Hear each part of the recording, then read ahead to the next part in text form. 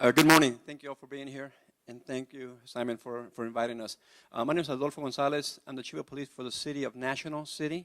I've been there for almost 8 years now. I worked for the City of San Diego prior to coming over to being a chief for 26 years. I was born in Tijuana, Mexico, and from my house on La Libertad, I was able to see the international border because there was no border, just chicken wire. And we used to play at that fence. So when I was a little boy growing up, I didn't think the United States was the United States. I thought it was my backyard, because that's literally what it was. Well, a few years later, when I became a U.S. citizen and subsequently a San Diego police officer, I was patrolling the 14 miles of the international border looking for border bandits. And I remember from where I was in San Isidro looking over to my house in Tijuana. It's that close. So when we're in Tijuana, we look at the United States as coming to the other side. Vamos para el otro lado. We're not going to a foreign country. We're going to the other side, like to the other neighborhood. Likewise, when you're in San Diego, you're going to Tijuana, you don't say, oh, I'm going to go to Mexico. No, I'm going to the other side, al otro lado. And we say that because it's a region. What happens in Mexico impacts the United States. What happens in the United States impacts Mexico. And as a law enforcement, I can tell you, working both in San Diego Police Department, the largest police department in San Diego County, and now National City, one of the most disenfranchised communities in the county, even though our income is about, average income for our population is about 35,000, we still have a very rich culture, very rich community, because we have the only indoor mall in the county of San Diego in the South Bay. So a lot of our business comes, believe it or not, from Mexico. Mexican residents, citizens that want to come to the United States to buy goods and products come to the mall. The mall invested over $34 million to expand it. 7 new theaters, a lot of different department stores. Target even moved in because we have a lot of people coming in from Mexico to buy here.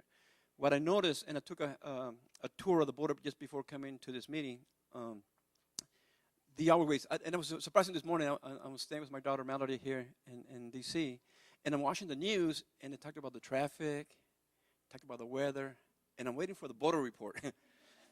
In San Diego, they talk about traffic, they talk about the weather, and then they talk about Otay Mesa, 90-minute wait, San Isidro border crossing, 2 hours wait. I mean, that's what you always hear. It's part of the program. It's part of the system. Why? Because the delays are so long. People just rather wait. In some cases, people don't want to cross the border anymore.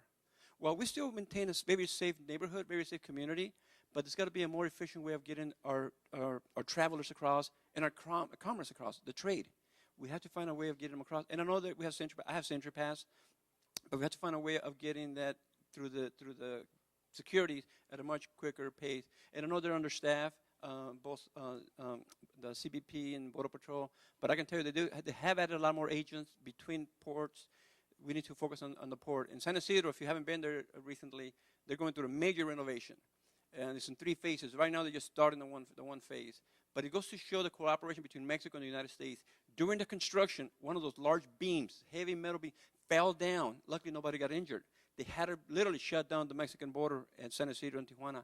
So the Mexican officials assisted us, the U.S., by bringing the traffic around to Otay Mesa to enable to continue to bring commerce across, travelers across. And it took a while to get the I-beam off the freeway there and reopen the border. Within 72 hours, actually, it was back in operation. So literally, the border never really shut down. It was just diverted. Had it not been for the cooperation that we had with Mexico, everybody would have been gridlocked there. It wouldn't have been like an hour and a half wait, 2 hour wait. It would have waited there for hours. But that's because of cooperation. When I work with San Diego PD and also as a chief of police in National City, we have to form relationship with our counterparts in Mexico. A lot of the people that commit crime, for example, San Diego County or Los Angeles area, will flee into Mexico, hoping to get away. We have such a great cooperation now that we have assistance in bringing people back that have committed offenses here in the United States that have tried to hide in Mexico. But one of the things that we do training. We do training with our officers and the Mexican officials, but you have to do it with respect, and you have to do it with working relationships.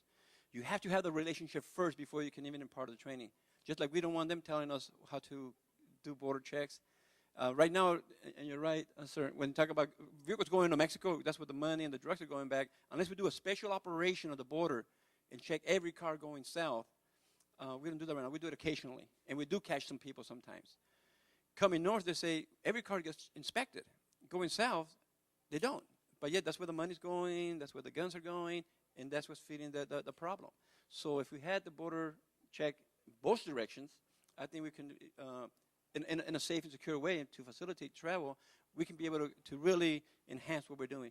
I can tell you, in National City, we have the highest crime rate in the county of San Diego. We have 9 square miles. My population, maybe about 60,000 in the daytime, about 120. We had like 9 or 10 homicides a year. For our city of 59, 60,000 people, that's a lot. And most of our homicides were gang-related. But in 2008, we went for 18 months with no homicides.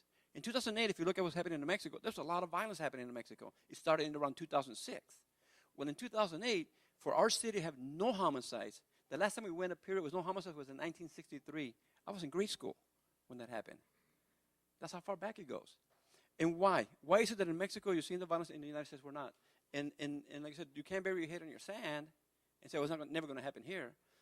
We need to work as a partnership with the representative from Mexico, because we're doing a great job with our partnerships at the federal level. We work with every federal agency you can imagine. And that's great, but we need resources. Because of the economy the way it is and the lack of people coming back, crossing the border, I had to cut my staff by almost 22% because of budget cuts. In our city, our revenue doesn't come from housing. It comes from sales tax. If no one's coming into to a mall to make any purchases, that means no revenue is coming to the city, the general fund. A lot of the money that comes into the redevelopment goes to this redevelopment, which is cannot go to the general fund. Police, fire, first responders, they're all paid through the general fund. So without the sales tax, we have to get cuts. And it's difficult to make cuts because, as we mentioned earlier, we can have a surge of police presence and maintain order, but once it comes down and you withdraw the officers, guess what? It's going to come back up. In California, the state's releasing, I think, about 10 or 20,000 prisoners, so-called lightweight prisoners. In our county, we're looking at getting up to 4,000 prisoners. Those are people that have really no training, no skill other than what they were doing in the prison. So when they come out, they're going to go back to their old ways with less officers in the street. And I'm not the only one. San Diego PD has over 264 officers short. The city next to us, Chula Vista Police Department, has over 100 and something officers short. So we're all hurting countywide. So you take that into consideration, and we need the federal resources. And I think the American Job Act is going to be really a plus or a boost to all of our border towns, because it's really going to enhance what we're doing and continue to provide this level of security that the community needs and the community wants, especially since we're right at the border. And I'm not talking about right at the border, like right at the river or the canyon. I'm talking the border spills into several miles away from the border. My city is 9 miles away from the border, and we see our visitors coming to our city. They go up and down the county of San Diego. So I can tell you San Diego is one of the safest cities in the county, in the country right now, for a large city. And a great deal has to do with the relationship we have with our community, with our partners, and also working with the federal government to assist us in the relationship building with the Mexican officials. We have to work with the Mexican officials. It's kind of like you have a problem with your neighbor. You just don't ignore your neighbor. You got to work with your neighbor to get that problem fixed. And that's what we need to do. And I thank you for your time. Thank you.